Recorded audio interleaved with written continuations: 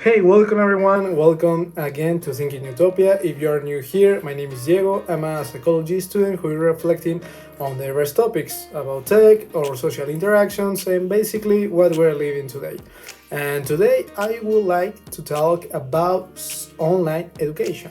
I think that online education has come to stay in the world, but it's not something new. I mean, online education has been around for many, many years. What is new today is that due to the COVID 19 pandemic, the online education has become the new normal. And this new normality has created a whole new approach of the way we do things. And as I told you in the past video about my reflections of studying abroad, you can do a lot of things right now by yourself thanks to the facilities that the internet gives you. I mean, in that video, if you're interested, I will put the link somewhere here.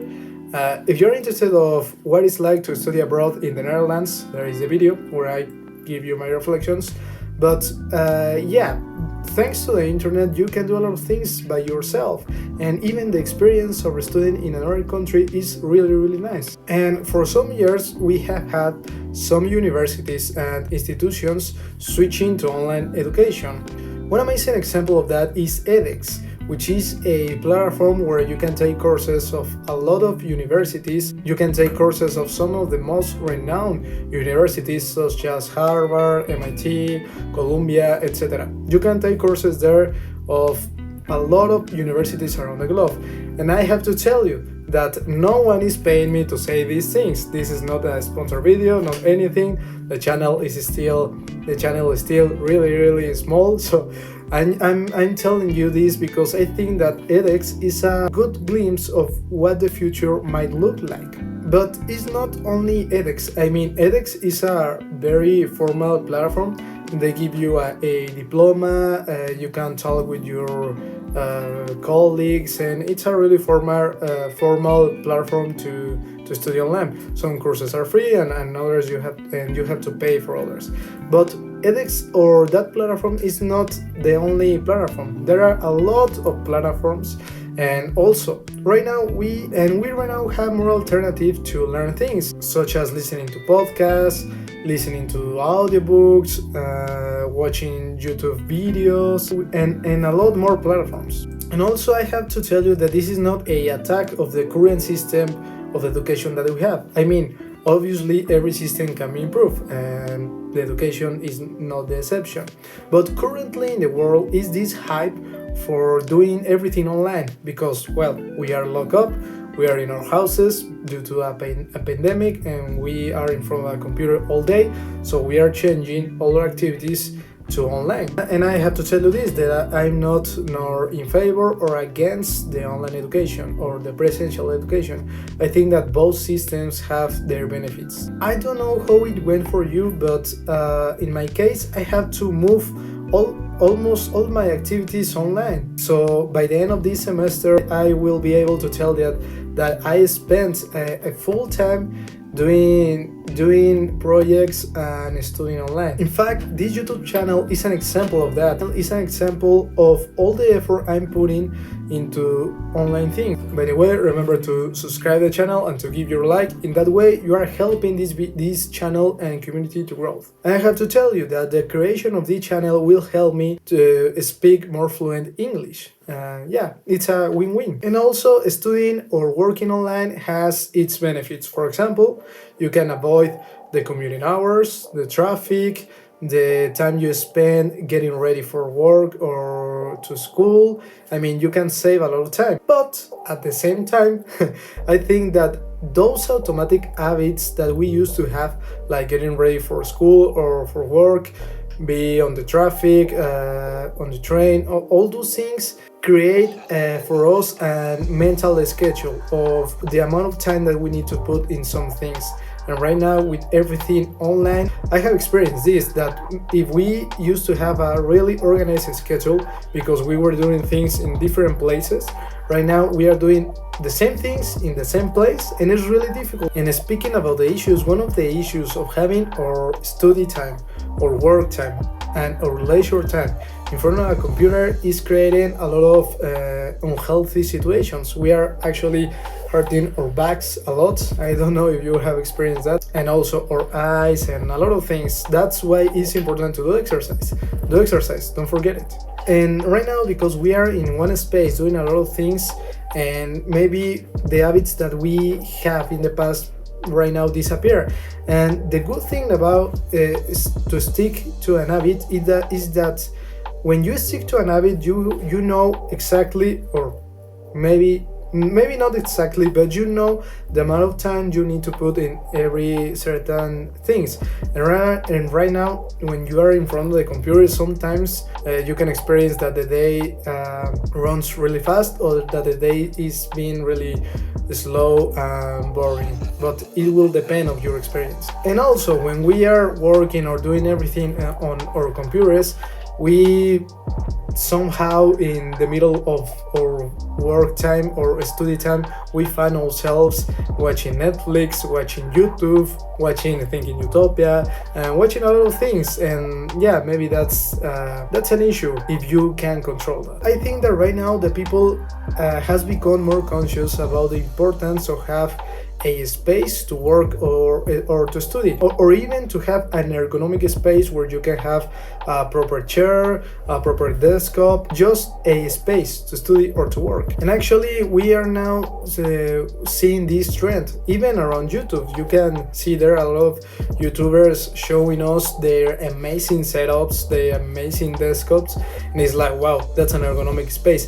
Maybe if I had that space I will be more productive. Some part of that is true and some part is not. But well, now the vast majority of things that we used to do in person, we are doing in front of a computer. And these are just some reflections. I don't know if you can resonate with some of these. I think that you have experienced something similar to this. And also, as a person and as a student of psychology, I can tell you that, like it or not, as humans, we need to have contact with people. I mean, it's obvious that there are people that doesn't need a lot of contact, and also there are people that need a lot of contact, and also there are people that are kind of in the middle. But yeah, we still humans, and we still need to have a person to have a chat, or to talk, to hang out in these new online meetings. I mean, we are changing a lot of our social interactions in really interesting ways of online interactions. Since the creation of Facebook or WhatsApp, Twitter, Instagram many years ago, we have been changing our way of communicating. So yeah, this is also not something new. Just happened that because of the pandemic, right now the whole world is looking for all the things online. Not all the things, but a lot of things online. And also, it's really easy to lose motivation when you're in front of a computer, because as I told you before, right now it's more difficult to have a very precise schedule, and more if you are living in a house where you share space with other people, with your family, and they are interacting at every time. So maybe your time will not be like the time that you select for your schedule. So that's also another factor. And if we add to this that some universities and some companies, I think that because you're in your home now, you can work more and be more productive, and they are putting more workload or study load, is that could create burnout in people. In fact, a lot of people around the globe have been experiencing burnout. Actually, there are many studies about the implication of the burnout in the lives of the people. But not everything is bad. We have been reflecting of some of the good things and some of the bad things. This just happened that is one of the bad things. And also, it is true that maybe for people like me, do things online can increase your productivity. I'm not gonna deny that. But also, it's not the same experience for all the people. And I also can see the bad things of this in my personal life and in our social lives. I mean, yeah, maybe I'm being more productive, but at cost of what? And it's in a way we need to figure that out, how to balance these new things. And also we must consider how different online education is for each person, because as I told you before, maybe someone has a space to study or to do work or to do online work, and maybe another person doesn't even have a desktop or a chair to do their work, and maybe they need to do that in their beds or in other places. And yeah, the experience will be really different for each person. It's not like we assume that everyone has a desktop or has these amazing setups that the YouTubers show us, that by the way those setups are really nice.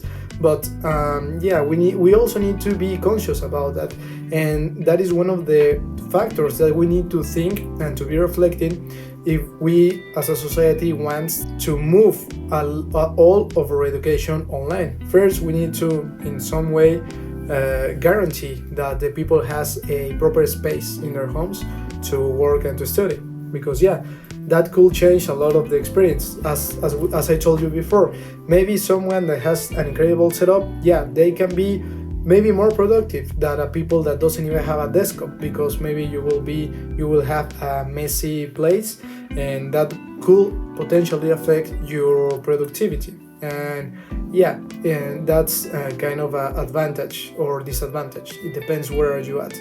But we need to reflect about those things, and we need to talk about like very seriously.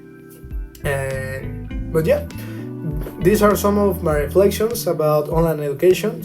So hope you enjoyed the video, hope you enjoy this type of reflections. See you in the next videos. Don't forget to subscribe and to give your like.